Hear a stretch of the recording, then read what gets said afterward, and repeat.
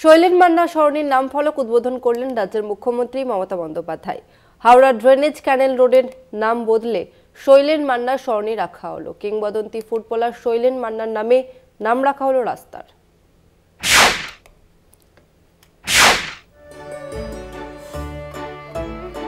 Howrah drainage ক্যানেল রোডের নাম বদল। কিংবদন্তি ফুটবলার শৈলেন মান্নার নামে নাম রাখা হলো শৈলেন মান্না সরণি। বৃহস্পতিবার শৈলেন মান্না সরণির নতুন নাম ফলক উদ্বোধন করেন রাজ্যের মুখ্যমন্ত্রী মমতা বন্দ্যোপাধ্যায়। এরপর সুফল বাংলার স্টল ও স্বনির্ভর গোষ্ঠীর বিভিন্ন স্টল পরিদর্শন করেন। বিক্রেতাদের সঙ্গে কথা বলেন তিনি। মান্না সরণি এখানে সেলফ হেল্প গ্রুপের এরা বসেছেন আনন্দধারা। সুফল বাংলার দোকান থেকে শুরু করে জামা কাপড় মেয়েরা যেগুলো পরে এবং গয়নাগাটি এগুলো আছে।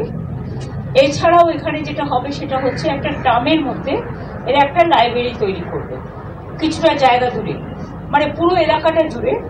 আর একটা জায়গায় একটা রেস্টুরেন্ট করবে, আর একটা জায়গায় মানে যাতে বাচ্চারা খেলাধুলা করতে পারে সেই ধরনের কিছু করবে।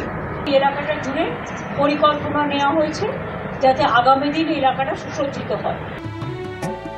নাম ফলক উদ্বোধনের আগে শৈলেন মান্নার ছবিতে ফুল দিয়ে শ্রদ্ধা জানান তিনি। মুখ্যমন্ত্রীর সঙ্গে শ্রদ্ধা জানান মন্ত্রী অরূপ রায়, বিধায়ক গৌতম চৌধুরী, হাওড়ার মুখ্য পুর প্রশাসক সুজয় চক্রবর্তী সহ প্রশাসনিক কর্তারা। শৈলেন মান্না সরণির নাম ফলক উদ্বোধন উপলক্ষে এদিন সকাল থেকেই ছিল সাজো সাজো রব। কলকাতা টিভি।